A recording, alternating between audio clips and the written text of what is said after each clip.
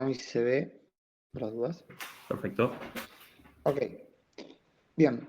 Como dije Pedro, hoy voy a contar un poco sobre mi trabajo que estoy desarrollando en mi tesis de licenciatura, en el grupo de circuitos cuánticos en el Centro Atómico Bariloche y como estudiante en el Instituto Balseiro, que se titula El diseño de un procesador cuántico basado en qubit de tipo fluxual. Primero inicial, ¿qué es un procesador cuántico? Bueno, la figura que tengo acá es un esquema de lo que es un procesador cuántico, en donde uno puede ver una especie de celda unidad o celda que se repite, que es esta de acá. Que si uno analiza las principales componentes que tiene esta celda, encontramos que el que se repite, o el componente fundamental, es este octógono de acá, que es lo que representa un qubit. ¿Qué es un qubit? Bueno, un qubit es un sistema de dos niveles, en donde, está dado justamente por un hamiltoniano, no sé, estilo sigma z, en donde se tiene una frecuencia de transición, una frecuencia entre dos niveles, o una energía, mejor dicho. Cuando hablo de frecuencia o energía es lo mismo, solamente está en diferencia de una h barra en el medio.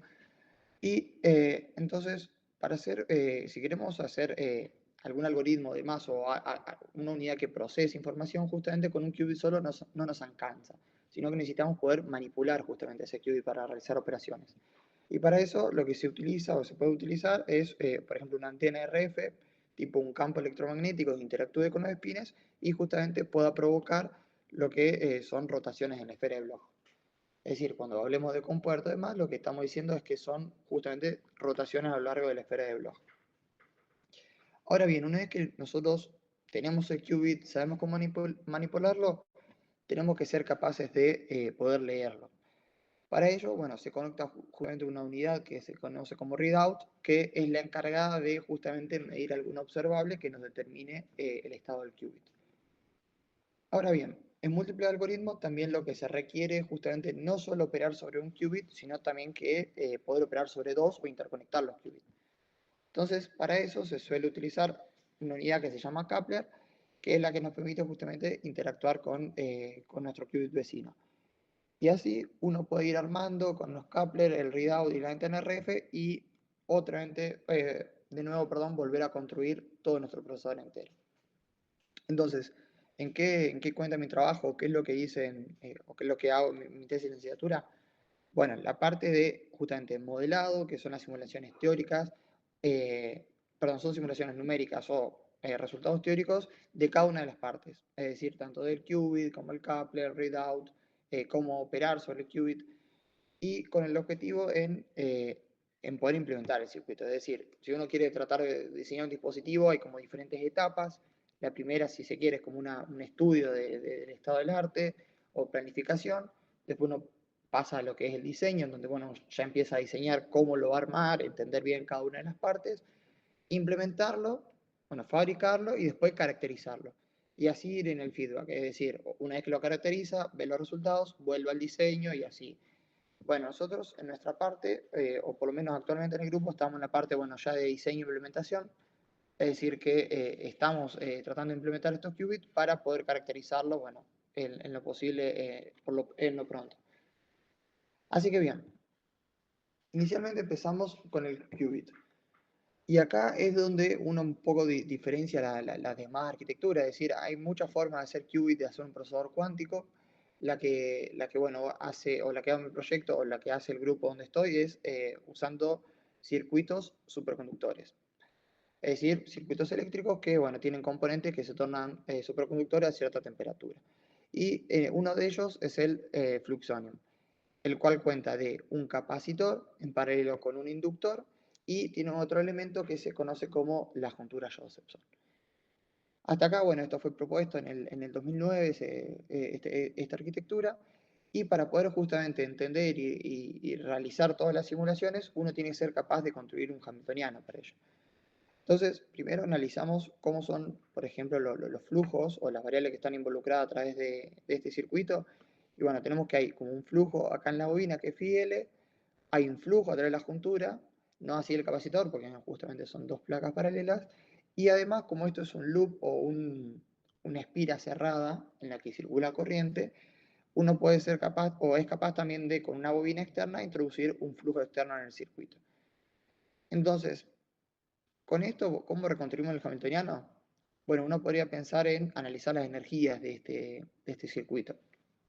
Para ello se tiene que, por ejemplo, el capacitor tiene una energía de Q cuadrado sobre 2C, el inductor tiene una energía de phi L cuadrado sobre 2L. Bueno, no lo dije, pero bueno, C representa la capacitancia de este capacitor y el Q es la carga que hay en este capacitor, el phi es el flujo y el L el inductor, y la juntura tiene una energía dada por esto de acá, que es EJ el coseno, y acá 2pi por el flujo a través de la juntura, y dividido lo que es el cuanto de flujo superconductor, que es, bueno, H sobre 2E.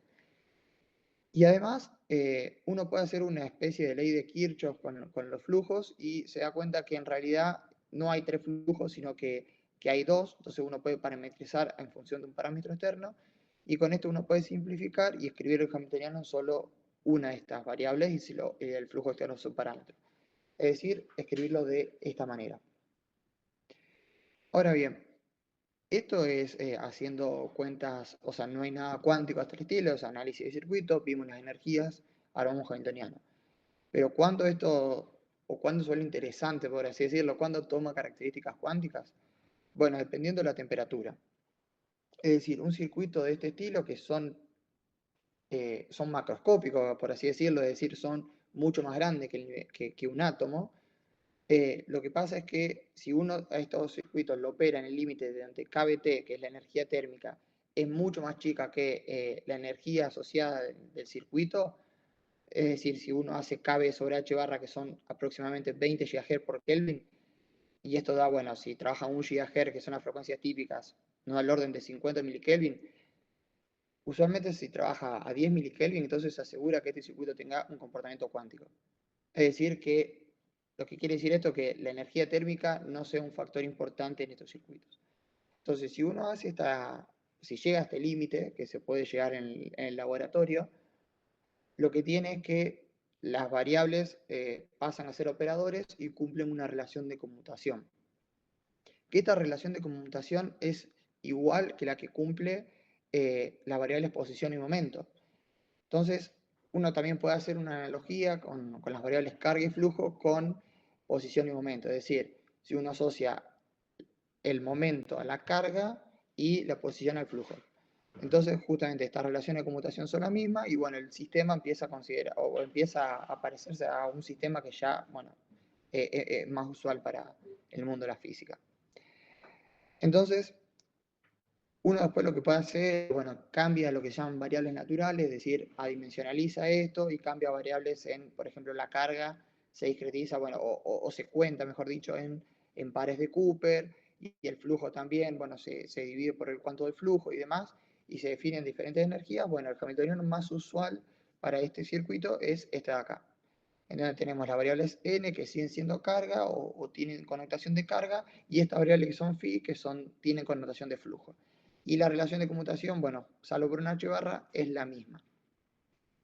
Entonces, ¿cómo uno puede caracterizar este circuito? Bueno, tiene un parámetro externo que uno puede variar, y dependiendo de ese parámetro externo, este circuito, bueno, este hamiltoniano va a tener diferentes niveles de energía. Entonces eso nos da lo que se conoce como una estructura de bandas. Es decir, para una combinación de parámetros dados, que en este sistema elegimos esta de acá, que es JSL411, es un set de parámetros que ya se ha estudiado y se conoce que funciona bien experimentalmente o es bastante fabricable, obtiene esta estructura de bandas. Es decir, esta es la energía en frecuencias, ¿sí? Dado el flujo externo, bueno, normalizado en 2pi. Entonces, lo interesante es que justo en este punto se tiene que la separación entre el nivel fundamental y el primero es, bueno, en este caso 0,58 frente a 3,4 que es la del primero al segundo. Es decir, es más chica o bastante más chica esta energía con respecto a esto. Y entonces este punto se lo conoce como sweet spot, que es como el punto de trabajo, que es, bueno, justamente, si bien el fluxión es un sistema de múltiples niveles, como en este punto la diferencia de energía es mucho menor que entre el primero y el segundo, se lo puede trabajar como si fuera un qubit o un sistema de dos niveles y, bueno, un poco no considerar los demás niveles. O por lo menos eso en la teoría. Justamente en la práctica, todos los problemas que tiene asociado bueno, esta clase de arquitectura es que, bueno, justamente hay múltiples niveles, pero la fortaleza es que, bueno, justamente este circuito presenta una gran armonicidad, es decir, que esta diferencia es muy grande. Acá, bueno, uno puede pensar que también hay como una derivada que se anula, eso te da ciertas resistencias antes, lo que se conoce como ruidos de flujo, y a su vez que, bueno, este gap es pequeño, lo que nos da grandes tiempos de coherencia, es decir, que el principal también problema de la computación cuántica, es decir, que los tiempos de coherencia son demasiado pequeños. Bueno, esta arquitectura te permite llegar, o es el qubit superconductor que hasta el momento presenta el mayor tiempo de coherencia. Así que bien, una vez que tenemos el qubit y sabemos dónde usarlo, dónde podemos aproximar como sistema de dos niveles, tenemos que ver cómo leemos el estado del qubit. Y lo que se usa en esta clase de sistemas es acoplar, ¿sí? Mediante un capacitor lo que es un resonador, ¿sí? O un circuito LC. ¿Por qué? Y bueno, ¿cuál es el objetivo de hacer esto? Bueno, lo que uno intenta con esta clase de arreglo es que la frecuencia de resonancia de este sistema, que es un circuito LC, varíe dependiendo del estado del qubit. Es decir, que nuestro observable, por el cual nosotros vamos a determinar finalmente si el qubit está en 0 o en 1, va a ser esta frecuencia. Entonces, mediante la medición de esta frecuencia, uno mide el estado del qubit. Y bueno, este hamiltoniano, bajo un cierto régimen de acople débil, ¿sí? Se puede escribir de esta manera. Es decir, que tenemos el hamiltoniano, perdón, del fluxonium, el hamiltoniano del campo electromagnético, que básicamente es justamente los modos de este oscilador, y una interacción de, el fluxonio con el campo o con el oscilador, con el resonador.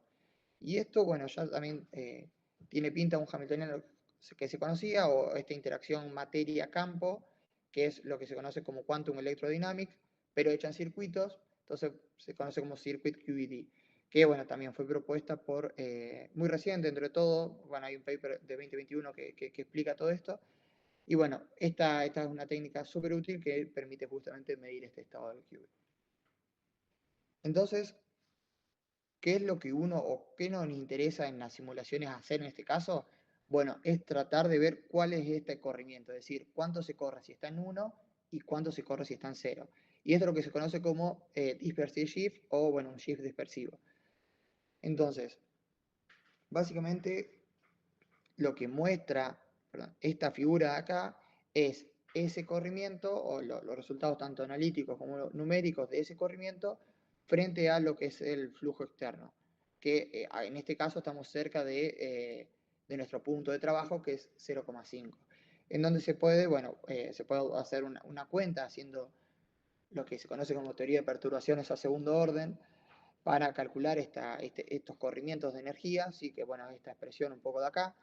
Esta suma solamente indica que el fluxonio tiene múltiples niveles, entonces uno lo que hace es simular todos estos múltiples niveles y bueno, justamente dependiendo de donde uno limite la cantidad de niveles va a tener un mejor o peor resultado, pero en sí, si uno considera que el resonador aproximadamente tiene 7 GHz y nuestro coeficiente de acople, que es el que pedimos que sea chico para justamente esto tratarlo con perturbación, sea de unos 100 MHz, uno calcula, uno obtiene numéricamente que este shift dispersivo en nuestro sweet spot es de 2,75 MHz, y esto es lo que nos da que nuestro resonador tiene que tener un factor de calidad de aproximadamente 1000.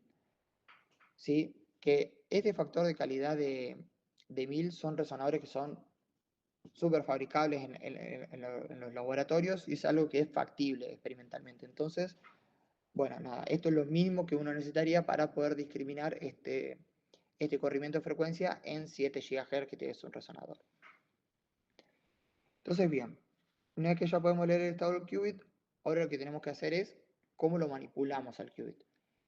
Y bueno, dije que uno si tiene un átomo, mediante un sistema de spines, mediante un pulso de radiofrecuencia, uno podría justamente producir rotaciones en la esfera de Bloch.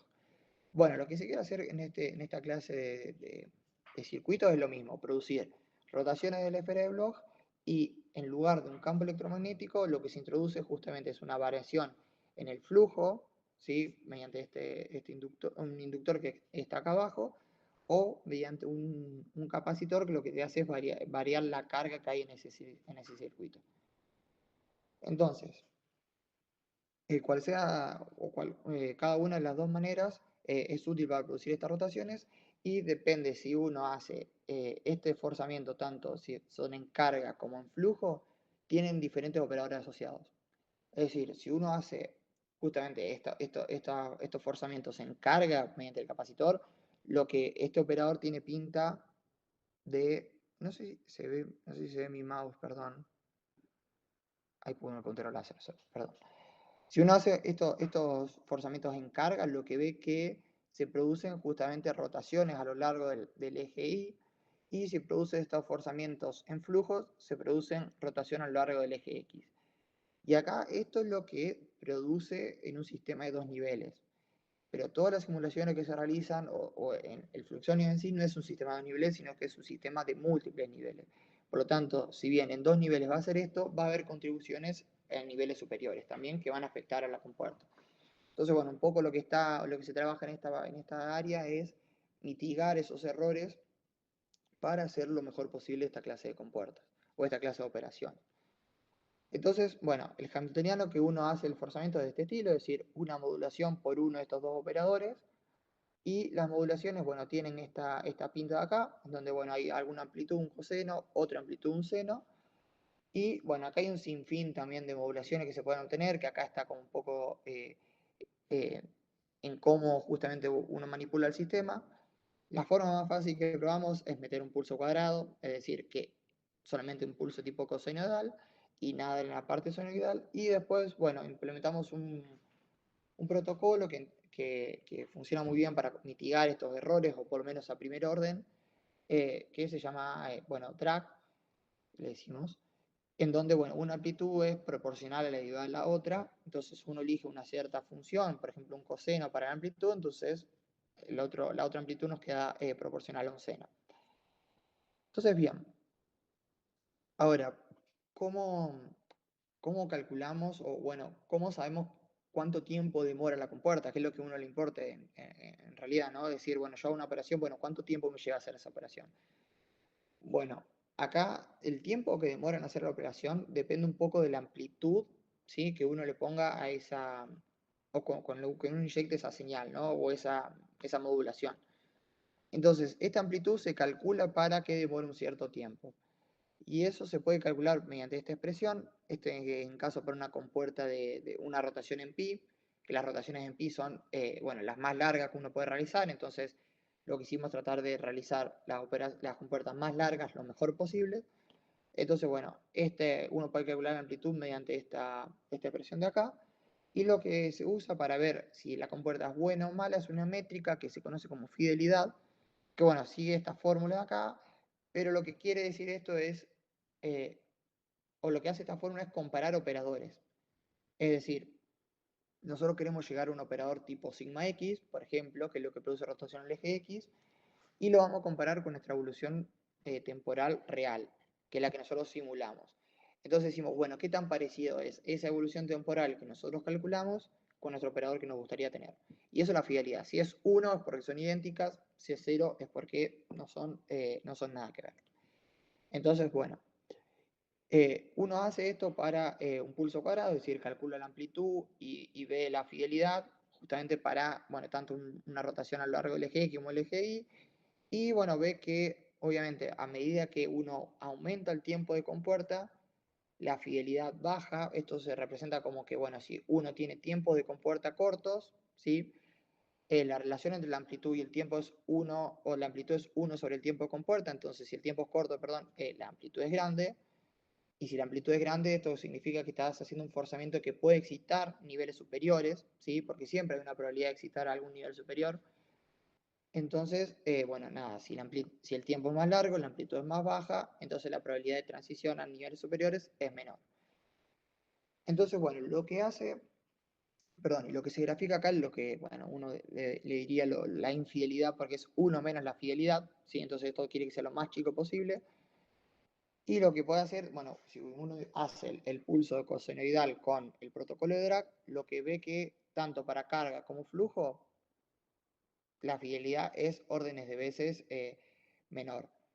Entonces, cada uno se pregunta cuáles son las fuentes de esta infidelidad, y estamos hablando de circuitos, eh, ¿qué es lo que importa o qué es lo que uno tiene que tener en cuenta en este sentido? Y bueno, justamente hay dos efectos que a uno le hacen perder un poco, o bueno, te hace perder la fidelidad, que son estos términos o estas rotaciones, perdón, que no son perfectas, sino que tienen estos términos contrarrotantes. Esto uno lo puede ver si hace una aproximación tipo rotating wave approximation, en donde uno tira los términos que giran con doble la frecuencia, y bueno, como esos términos giran muy rápido, dice, bueno, no importa en la dinámica lenta del sistema. Y el otro causa de error son justamente las excitaciones a niveles superiores. Este protocolo DRAC lo que hace es suprimir o trata de cancelar a primer orden las excitaciones a niveles superiores. Y bueno, se ve que mejora significativamente la fidelidad. Intentamos también hacer un forzamiento doble, es decir, tanto en carga como flujo, para sacar nuestros términos contrarrotantes, ya que si uno hace un forzamiento doble, llega un hamiltoniano de Rabi de manera exacta o analítica, pero esto no tuvo mejoras significativas con respecto al drag, entonces, y es mucho más costoso que un drag, porque habría que implementar un pulso doble más un drag, entonces como que no le vimos mucho sentido seguir por esa línea. Como que las principales fuentes que uno tiene de infidelidades son las excitaciones a niveles superiores. Entonces, bueno, para eso hay este protocolo funciona muy bien. Luego, bien, una vez que podemos hacer las compuertas, ahora cómo acoplamos los qubits. Y bueno, acá también hay un montón de formas de acoplar los qubits.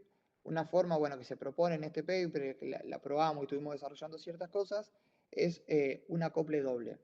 Es decir, tanto un acople que puede ser capacitivo como inductivo a través de una inductancia mutua.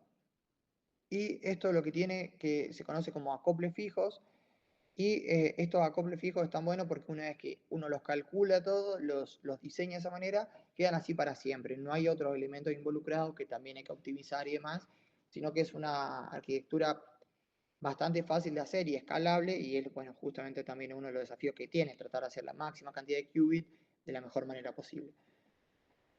Entonces, bueno, ¿cómo se modifican o cómo entran en el hamiltoniano estos términos? Bueno, justamente este acople capacitivo introduce una interacción entre carga y carga de A y B, o sea, del qubit A y del qubit B, y esta inductancia mutua justamente introduce una interacción tipo flujo A y flujo del B. Entonces, uno escribe el hamiltoniano justamente como el hamiltoniano de cada qubit por separado, más este hamiltoniano de interacción que está dado por estos operadores. Y uno en esta instancia lo que le gustaría llegar, ¿sí?, es a un hamiltoniano efectivo en lo que se llama base computacional, o la base computacional es justamente los dos primeros niveles, es decir, el 0 y el 1. Uno quiere llegar a un hamiltoniano de este estilo, en donde Z y X tienen la misma o es lo mismo que las matrices de Pauli sigma Z y sigma X, nada más que bueno, se suelen escribir así. Y este hamiltoniano efectivo es útil porque bueno, es lo que nos permite después, bueno, realizar algunas otras operaciones y demás, y hacer compuertas de 2 qubits. Pero en fin, uno quiere llegar a esto, pero a partir de estos operadores, que estos operadores no son de dos niveles, justamente. Entonces, lo que uno hace, o lo que uno tiene que tener en cuenta cuando hace esta clase de acoples, son dos métricas en este caso. Una es un coeficiente de acople, o coeficiente de mezcla, perdón, que está dado por este producto de acá, y otro se llama acople longitudinal estático, que está dado por esto de acá, donde omega es lo mismo que las energías, es decir, la energía en nivel 0, 0, 1, 1, 0, 1 y 1, 0. Y ahora, ¿por qué nos importa esto? Bueno, esto nos indica un poco qué tanto se mezclan los sistemas. Si los sistemas están completamente desacoplados, esto es cero, ya que, bueno, justamente estos estados son ortogonales, y acá está pasando derecho, ya que es una identidad. Y esto también sería cero, ya que, o bueno, no nos importaría tanto, porque este término de acá lo que nos indica es una interacción tipo sigma z en A, sigma z en B, que está siempre prendida. Es decir, que nosotros acoplamos los sistemas y aparece un término tipo ZZ en un sistema de 2 niveles que corrige todas estas interacciones que son de múltiples niveles. ¿Y por qué nos interesa esto? Bueno, esto nosotros queremos que sea, tratar de que sea alto o decir, tratar de que tenga una contribución, es decir, que seamos capaces de mezclar los dos sistemas y esto queremos que sea 0. Porque esta compuerta tipo ZZ o este operador o esta interacción tipo ZZ en 2 niveles, no la queremos ya que es algo que o se llama como que una interacción espuria que solamente nos produce esta clase de errores o esta compuerta que no queremos. Bueno, ¿qué pasa acá con el acople? Si uno tiene un acople 0, el esquema de niveles es el siguiente, en 2 niveles, ¿no? Es 0, 0, 1, 0, 0, 1, 1, 0, 1, 1, bueno, dependiendo si la frecuencia de A o B es mayor, y las energías son las siguientes. ¿Y ahora qué pasa cuando uno prende la interacción? Bueno, lo puede ver haciendo perturbaciones que justamente estas energías se van a corregir, es decir, se van a corregir por estos coeficientes de acá, que bueno, estos son similares tanto en este como en esto, y también los estados se van a corregir. A primer orden van a estar corregidos justamente proporcional al J efectivo con el estado, bueno, en este caso 1, 0, este 1, 1 y así. Entonces, ¿cuál es el principal resultado que uno saca si, bueno, justamente hicimos estas correcciones, todo, suponiendo que esto es, no sé si lo dije, pero es importante que estos acoples son pequeños, por lo tanto solo podemos trabajar el sistema con perturbativo, y si uno hace la cuenta de cuánto tendría que dar el acople longitudinal estático, daría 0, si esto fuese un sistema de 2 niveles, ¿no? Y nos da que el coeficiente de mezcla tiene que ser, bueno, justamente proporcional al J efectivo, que eso lo podemos ver de estas expresiones. Entonces, ¿qué pasa cuando uno agarra y simula el fluxonium y trata de calcular estos resultados? Bueno, si hace el acople capacitivo solo, por ejemplo, ve que acá a la izquierda grafiqué lo que es el coeficiente de mezcla y a la derecha lo que es el acople longitudinal estático, y uno ve que el coeficiente de mezcla aumenta, ¿sí? Variando justamente esta interacción o este coeficiente de interacción, aumenta, ¿sí? Hasta un cierto valor, que es considerable, pero a su vez aumenta el chi ZZ, que es este acople estático. Y lo mismo pasa con si uno hace un acople solamente inductivo. Que, bueno, justamente lo que está pasando acá es que, bueno, hay interacciones a niveles superiores que están afectando. Entonces, lo que se ocurrió es decir, bueno, ¿qué pasa si lo que hacemos es un acople múltiple? Es decir, tanto capacitivo como inductivo. En este caso, uno puede encontrar justamente algunos puntos en donde se anula este coeficiente longitudinal estático, pero hay un coeficiente de mezcla que es relativamente alto, que bueno, justamente te permite acoplar los dos sistemas. Y bueno, esto es súper importante porque bueno, justamente es un resultado que si uno considera que el fluxo en un sistema de 2 niveles te quedaría que es 0, pero en realidad cuando uno simula el sistema real te da que no es 0, pero a su vez uno puede manipular y hacer una optimización para justamente cancelar este acople, ¿sí? Y justamente tener algún término de este acople que sea significativo. Entonces, bueno, con esto uno puede decir, bueno, esta arquitectura, con esta arquitectura o con esta clase de acople, uno puede pensar el hamiltoniano que teníamos antes, es decir, este hamiltoniano efectivo en 2 niveles, en donde solamente hay un XX, no está el término ZZ que tendría que ir acá, porque lo cancelamos, y nada, con esto hacer compuertas de 2 qubits, ya que tenemos un operador que justamente te junta estos dos subespacios. Entonces, lo que uno hace la compuerta que tratamos de implementar, la que se conoce como cross resonance. Es decir, uno tiene 2 qubits acoplados y uno produce un drive o un forzamiento sobre lo que se conoce como qubit de control, o en este caso le puse A también. Y lo que quieres ver es decir, bueno, ¿cómo se modifica el qubit objetivo dado que estoy draviando en el qubit A? Entonces, bueno, para eso el hamiltoniano, haciendo una clase de aproximaciones, llega a un hamiltoniano en 2 niveles de este estilo, en donde se tiene se tiene este operador, que es un sigma x en A y una identidad en B, obviamente, y lo que se tiene de este lado es un coeficiente, bueno, efectivo, que está dado por este J efectivo que se obtiene de manera numérica, y acá hay un sigma z en A y un sigma x en B. ¿Y qué es lo importante que nos dicen estos operadores? Es que se van a producir rotaciones a lo largo del eje X en B, dependiendo del estado del qubit A. Es decir, si esto está en up, esto es un 1, y si está en down, es un -1. Entonces, dependiendo cómo está el estado del qubit A, las rotaciones en el qubit B van a ser para un lado o para el otro a lo largo del eje X. Y eso, bueno, es lo que nos da una rotación condicionada a nuestro qubit de control. Pero bueno, también tiene este operador. Entonces, uno cómo elige, si quiere en realidad como que rotar a lo largo del eje X en A y no hacer nada en B, o hacer esta operación que dije recién. Bueno, para ello se pueden definir lo que son, bueno, justamente los de tuning, es decir, cuán diferente es nuestra frecuencia de drive o de forzamiento respecto a la frecuencia de cada qubit. Es decir, estos qubits tienen dos frecuencias diferentes, entonces uno puede poner de tuning 0, significa que estamos haciendo un drive a la frecuencia de resonancia de este qubit, y un de tuning B, ¿sí? 0, significa que estamos haciendo un drive a la frecuencia de este qubit.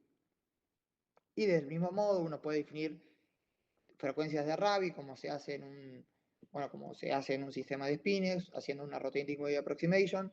Obviamente en este caso va a quedar con un coeficiente efectivo, ya que está todo este J. Y bueno, pues se puede ver qué es lo que se obtiene. Es decir, como comenté anteriormente, si uno hace el drive o el forzamiento a la frecuencia del qubit A o el qubit de control, lo que se obtiene es que hay rotaciones a lo largo del eje X en el qubit A, y el qubit B no hace nada porque, bueno, no estamos operando sobre ese qubit. Y bueno, la frecuencia de Rabi está dado por, bueno, justamente la amplitud. Ahora sí, uno hace el drive, pero la frecuencia del qubit B, ¿sí? Lo que pasa es que dependiendo si el qubit A está en el estado spin down o spin up, ¿sí? Se van a producir rotaciones hacia un lado o hacia el otro en el qubit objetivo o qubit B, ¿sí? Bueno, esto que justamente rota así es porque, como dije, no es un sistema de dos niveles, sino que estamos trabajando sobre sistema de múltiples niveles, y no están lo mejor optimizados los pulsos, sino que es algo ilustrativo, ¿sí? Pero bueno, lo que importa es la física o el comportamiento que esto tiene. Es decir, que uno puede controlar la rotación de un qubit objetivo B dependiendo qué es lo que pasa en el qubit A. ¿Y por qué, insisto, o es tan importante esta clase de protocolos? Porque, por ejemplo, para hacer una compuerta que se llama la CNOT, que es sumamente utilizada en algoritmos cuánticos y demás, aparece o en su construcción, si uno lo quiere hacer, decir, bueno, yo tengo mi sistema, ¿cómo construyo esta operación? Bueno, voy haciendo diferentes operaciones hasta llegar a una operación del estilo de la CNOT. Aparece justamente este término que es un ZX, que esto es lo que nos da justamente este hamiltoniano que tuvimos recién, es decir, acá tenemos nuestro término ZX. Entonces, con este hamiltoniano de cross-resonance podemos construir esta CNOT, y bueno, estas son solamente rotaciones en X y rotaciones en Y. Y bueno, esto es una identidad para corregir la fase. Entonces, ¿por qué también es importante esta compuerta? Porque, bueno, esta compuerta, por ejemplo, es un algoritmo sencillo que uno puede probar, es un generador de estados de Bell, en donde los estados de Bell se conocen como los estados que tienen el máximo entrelazamiento y que no son separables, que son también utilizados en un montón de algoritmos de computación cuántica, comunicación y demás. O sea, la gente que hace esta clase de algoritmos trabaja con esta clase de estados todo el tiempo, y con esta compuerta también es súper útil. Entonces, poder hacer esta compuerta en esta arquitectura, nada, es fundamental. Entonces, bien, lo que hicimos es probar a hacer este algoritmo, ¿sí? Para ver si todo lo que habíamos simulado y todo lo que desarrollamos, estos acoples que dijimos, todo estaba funcionando bien. Y bueno, para hacer esta clase de operaciones, lo que se suele hacer, o la métrica que se suele usar para ver si está en realidad, si estamos generando estados entrelazados o no, es usar la concurrencia, que básicamente está, bueno, fue definida por Woods en el 98 y está definida por esta operación acá, en donde estos lambdas están ordenados de manera de mayor a menor, que son los autovalores de todo este operador acá que uno puede calcular. Y bueno, uno puede ver que a medida que va haciendo operaciones, que las operaciones que mostré anteriormente conmutan todas con todas, entonces el orden no importa mucho. A medida que uno va haciendo todas estas operaciones, va viendo que parte de un estado que es el 0, 0, ¿sí? Que bueno, se lo ve acá que esta columna está totalmente completa, y lo que va haciendo es se va poblando justamente las columnas del medio y la concurrencia va tendiendo a 1. Lo que indica que estamos generando acá un estado entrelazado. Entonces, bien, una vez que dijimos esto, dijimos, bueno, ya está, tenemos una arquitectura que es prometedora, que permite hacer esta clase de operaciones, permite hacer estos algoritmos y bueno, habría que probar más. Obviamente uno puede simular y seguir probando cosas. Lo que intentamos hacer es decir, bueno, vamos a tratar de construir un fluxionio. El objetivo nuestro es tratar de construir un qubit. Entonces, ¿qué es lo que uno necesita, por ejemplo, para construir un qubit? Por ejemplo, si uno quiere trabajar con este régimen de parámetros que dijimos acá recién, el 411, que usa a lo largo de toda la presentación, uno necesitaría que el capacitor sea de 20 femtofaradios, ¿sí? Necesitaría, bueno, acá la EJ, que es la energía de Josephson, está caracterizada por una corriente crítica a través de la juntura y el cuanto de flujo superconductor, y entonces necesitaría que la juntura tenga una corriente crítica de 8 nanoamperes, y el inductor que se necesitaría, perdón, tiene que ser de 165 nanohenries. ¿Y cuál es el problema, por ejemplo, para realizar un fluxonio? ¿Por qué tiene inconvenientes? Bueno, es este inductor. ¿Y por qué este inductor es el problema? Porque, bueno, ¿cómo se genera un inductor? ¿Qué es una inductancia? Uno conoce el solenoide, un toroide o demás, pero si uno tiene un pedazo de cable, ¿sí? Uno sabe que eso tiene una autoinductancia asociada. ¿Y cómo calcula esa autoinductancia, perdón? Como mu0 por la longitud. Donde, bueno, mu0 es justamente es 4pi por 10 a la menos 7 henry sobre metros. Y si uno quiere llegar a esta inductancia, la longitud que tiene que tener nuestro cable tiene que ser 130 milímetros, sí, perdón. Serían 13 centímetros, que es enorme en comparación a lo que es un chip, que los chips suelen tener 10 por 10 milímetros. Es decir, ocupás todo el chip con el inductor de un solo qubit, que es muy poco viable si uno quiere hacer muchos qubits en un chip. Entonces, bueno, había que dar una solución a esto. Y bueno, ¿qué se le ocurrió? ¿Qué es lo que hace la comunidad? Bueno, una parte de lo que se conocen las ecuaciones de Josephson, es decir, una juntura Josephson, para los que no conocen, que creo la estoy nombrando y no mencioné, pero es una juntura dada por un superconductor, un material aislante en el medio, una capa muy fina y otro superconductor. ¿Sí? Es similar a lo que, no sé, pasa no sé, en diodos o transistores o demás.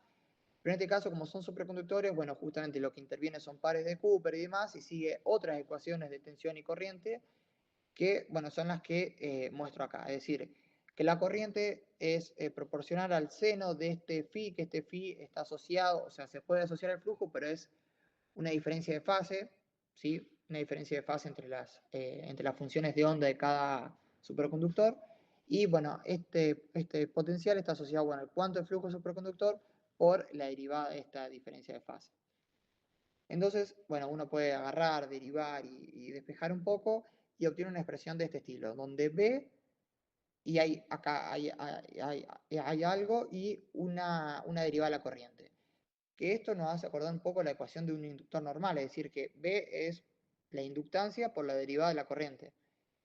Y acá lo que tenemos es que hay un inductor, pero que depende del flujo. Y encima es no lineal, porque tenemos un coseno acá. Es decir, mediante una juntura Josephson, uno genera una inductancia no lineal. ¿Y qué pasa si, por ejemplo, bueno, para tener un estimativo, orden de magnitud, uno dice, bueno, suponemos que el flujo es cero, ¿cuánto es la inductancia está acá asociada a phi0 sobre I0? Que, bueno, phi0 justamente es el cuánto de flujo superconductor y I0 es una corriente crítica. Bueno, sigue esta relación de acá, que depende de la corriente crítica, vamos a tener diferentes inductancias. Y si uno quiere, por ejemplo, una inductancia, no sé, de 1 nanohenry, ¿sí? Se tiene una corriente crítica de aproximadamente 300 nanoamperes, que es algo súper fabricable, y que la dimensión que tiene fabricar esta clase de junturas son de los micrómetros, es decir, 1, 2 micrómetros, 4, no sé, dependiendo de la juntura. Es decir, uno puede poner, en este caso, 160 junturas juntas y hace un inductor de este estilo. Entonces, eso es lo que hace la comunidad. Es decir, la gente que ya hizo esta clase de qubit, lo que hace es eso, es poner un array de junturas, es decir, acá en esta figura lo que se ve es el qubit en sí, donde estos pads grandes acá representan lo que es un capacitor, ya que son dos conductores separados, ¿sí? O dos islas de carga separadas. Acá conectados en paralelo, perdón, está el array de junturas. Estas liñitas son el array de junturas, que uno lo puede ver en esta figura acá. que tienen del orden de los micrómetros. Y acá chiquita es la juntura pequeña, que es la juntura justamente que nos introduce el término tipo coseno en el potencial. Y bueno, nada, de esta forma uno puede hacer esta clase de qubit. Y uno lo que hace, además, bueno, le acopla una antena para poder leerlo y poder hacer operaciones.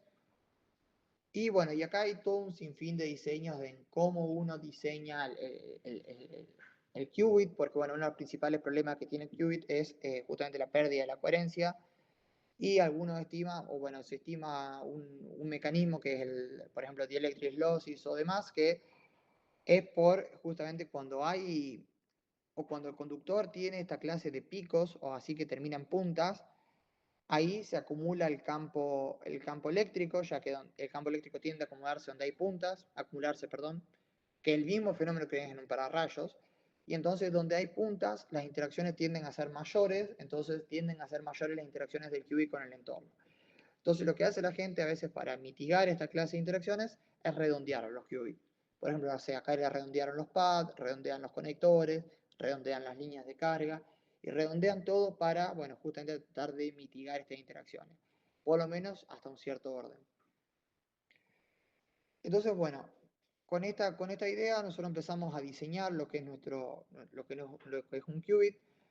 Para eso utilizamos, bueno, se utiliza una herramienta que se conoce o se llama Qiskit Metal, que es una herramienta que se fue desarrollada por IBM, que es líder en esta clase de qubits superconductores. Si quieren usar otra arquitectura, bueno, ellos te permiten hacer las modificaciones que vos quieras en la librería porque es open source, entonces uno la clona, descarga y nada, permite diseñar esta clase de qubit, modificarlos, agregar tus componentes y demás. Entonces, bueno, por ejemplo, esto es un diseño que estamos probando, que hicimos, en donde uno tiene primero que esta es una línea, ya que acá es donde uno hace o inyecta las microondas, ¿sí? Y lo que hace es justamente medir el estado, excitar el qubit desde acá.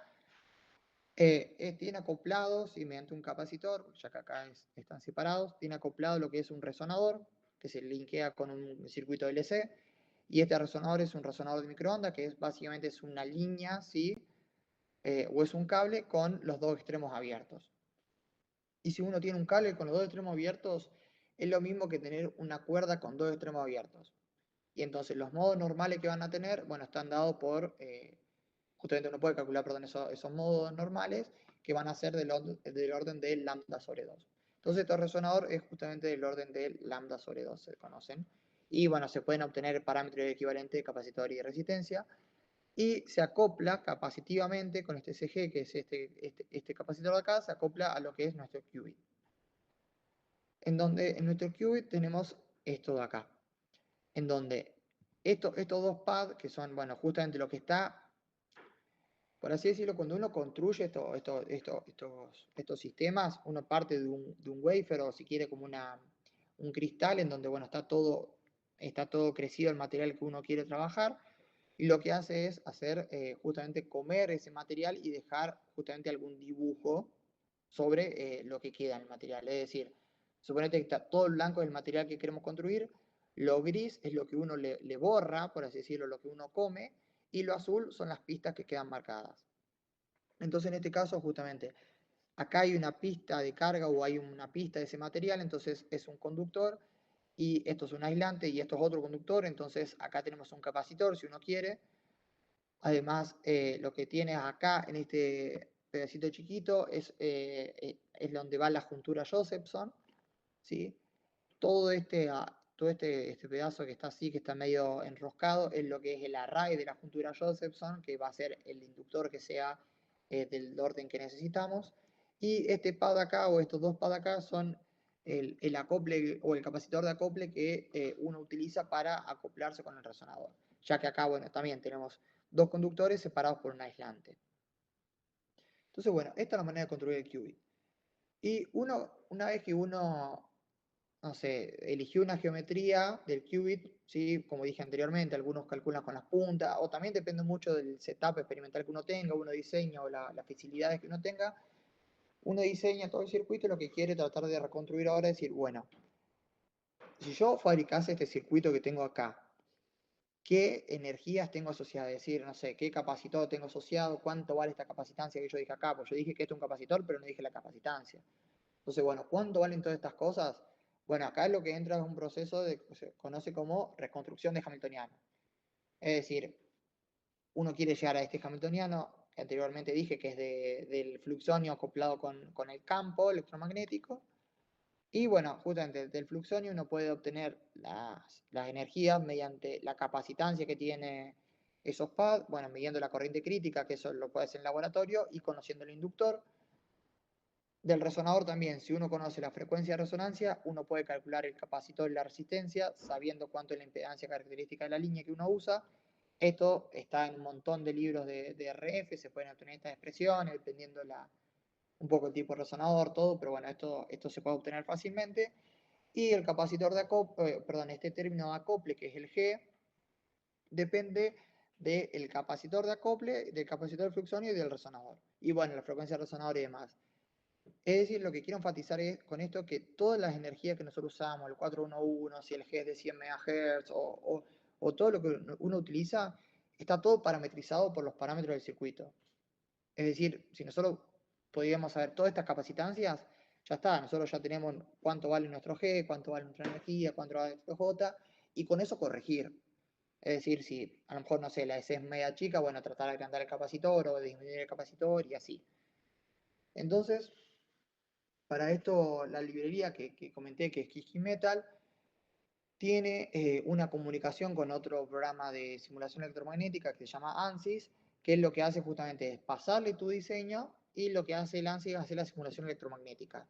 Es decir, resuelve los modos normales, en este caso, de la ecuación de Maxwell en esta caja, es decir, que tiene justamente esta línea acoplada.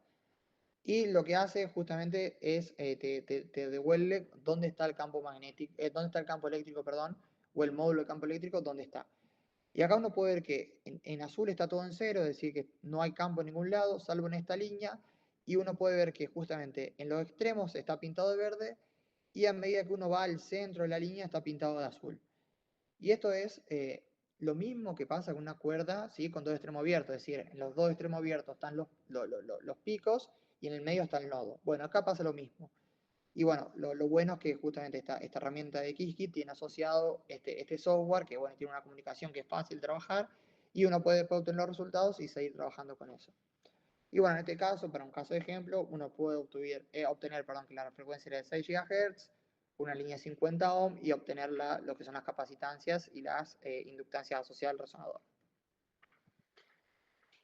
Luego lo que uno hace, es decir, uno tiene esta clase de sistema acá, es decir, que tiene un capacitor, bueno, tiene el qubit, ¿sí? Y en este caso no hace falta graficar la juntura, sino que solamente los pads que forman el capacitor. Y dice, bueno, quiero obtener las capacitancias. Y lo que te permite también Qiskit es la integración con ANSYS, que es lo que te resuelve son justamente las matrices de capacitancia. Es decir, fijo una carga, fijo un voltaje y resuelve un sistema de ecuaciones que calcula la matriz de capacitancias y te devuelve los resultados, bueno, y uno puede obtener justamente qué capacitancia está asociada a cada uno de los pads, dependiendo de lo que devuelve las simulaciones numéricas. Y bueno, uno hace esta simulación de elementos finitos, que bueno, está todo muy ya, esta herramienta está desarrollada, y obtiene, por ejemplo, que en este caso el capacitor del qubit es de 25 femtofaradios, y el capacitor de acople que es de 4 femtofaradios, que te da por ejemplo, un coeficiente de acople de 46 MHz y una energía de 0,75. Esto, bueno, justamente uno lo puede cambiar y ver dependiendo de lo que le gusta y una vez que ya lo tienen todo definido, ya iteró esto varias veces y definió una serie de parámetros, lo fabrica. Entonces, bueno, es lo que tratamos de hacer últimamente, o bueno, ahora lo que nos está faltando es justamente estas junturas que son las junturas Josephson, que se tienen que fabricar, son muy pequeñas, entonces, bueno, estamos esperando equipamiento para poder realizar esas junturas. Que se hace con litografía electrónica, ya que bueno, la litografía óptica no llega a esos niveles de longitudes, ya que bueno, está un poco por la longitud de onda que tiene la luz. Pero en paralelo, mediante una colaboración bueno, con el EPFL de Lausanne, en Suiza, conseguimos un qubit, ¿sí? Lo tenemos acá, ya lo estamos tratando de medir, en donde tiene esta geometría, o esta es una foto del microscopio, es decir, tenemos una línea de transmisión ¿sí? En la cual tenemos acoplado acá esto que es un resonador, ya que hay dos pads y acá hay un inductor, y acá está el qubit, que acá lo tengo un poco más agrandado. Y lo que el circuito equivalente es el mismo que dije antes, es decir, un capacitor, esto que es el resonador, que está formado por esto de acá, acoplado capacitivamente, ya que lo que está en negro es aislante, y está acoplado capacitivamente a nuestro qubit, que está formado por estos dos pads que son el capacitor, acá que está la juntura, y bueno, justamente el inductor también. Y bueno, lo que le hacen ellos también le acoplan una línea de flujo para poder hacer operaciones.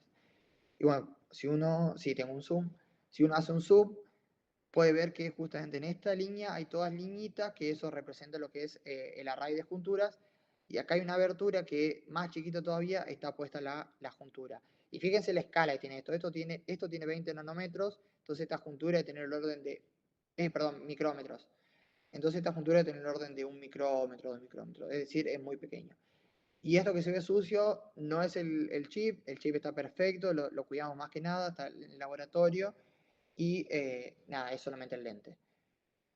Entonces, bueno, con esto un poco lo que nos sigue, lo quería contar un poco cuáles son los objetivos que pretendo hacer antes de terminar, ya que tenemos el qubit y todo, bueno, un poco tratar de definir una propia geometría a utilizar, ¿sí? Ya que bueno, estamos esperando que llegue este equipamiento para poder fabricarlo, que si llega, uno podría fabricar la geometría que uno diseñó y posteriormente medirla para llegar a implementar con puertas.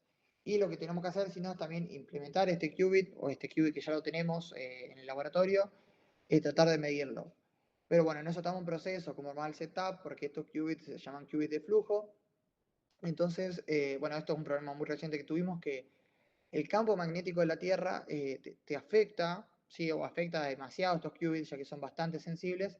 Entonces lo que hay que hacer es una especie de shield o carcasa, un caparazón, con, bueno, justamente aluminio, por ejemplo, ya que el aluminio es superconductor y el superconductor es lo que hace es que no deja penetrar las líneas de campo magnético. Entonces, si uno encierra este qubit en una caja de aluminio, nada, se saca ese problema. Pero bueno, hasta ahora lo conectamos, hicimos mediciones preliminares sobre el qubit, nada más que no, son bastante ruidosas, pero bueno, el qubit está vivo, lo vamos a medir y vamos a tratar de implementar con puertas para, bueno, en lo posible antes de fin de año.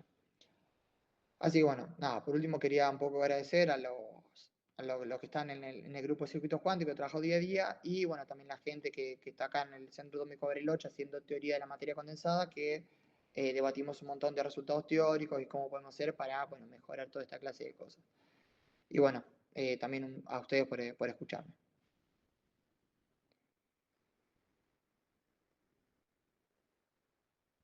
Buenísimo, Maxi, muchas gracias. La verdad, buenísima la charla, súper completa. Tremendo laburo te mandaste, la verdad. Eh, bueno, acá desde la SUBEF, obviamente te agradecemos que te hayas copado para poder dar la charlita. Y bueno, quería preguntar si alguien tiene capaz alguna consulta o no sé, capaz también tenés un mail ahí que te pueden escribir, Maxi. Eh, Sí, sí, sí, o sea, puedo dejar mi mail si alguno tiene alguna consulta o algo de eso. Lo puedo dejar en el chat. No, no lo puse en la charla, perdón. no, está bien, no pasa nada. A ver Eh, si.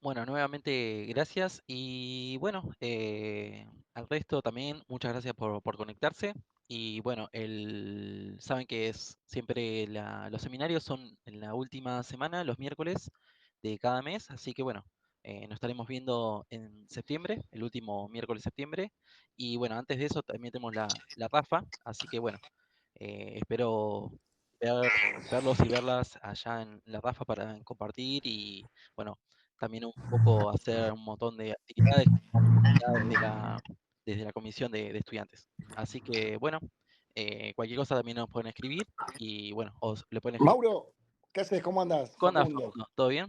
Todo bien, che, llegué re tarde, se me recomplicó. Quería preguntar si está grabada en algún lugar, si Sí, sí, pueden sí. pasar, lo La, pasar cha- después. la charla está grabada, la subimos al canal de la SUEF. Después, si querés, yo te paso particular el link. Dale, dale. Listo. Buenísimo, Dale. gracias. Dale. Bueno, y bueno, quien quiera también puede verla después la charla si tiene algunas dudas. Así que, bueno, está el mail de Maxi, están los mails de la SUBEF, cualquier cosa se comunican con nosotros. Y los Instagram y las redes. Así que gracias a todo el mundo. Muchas gracias a ustedes también. Hasta luego. Chao, chao.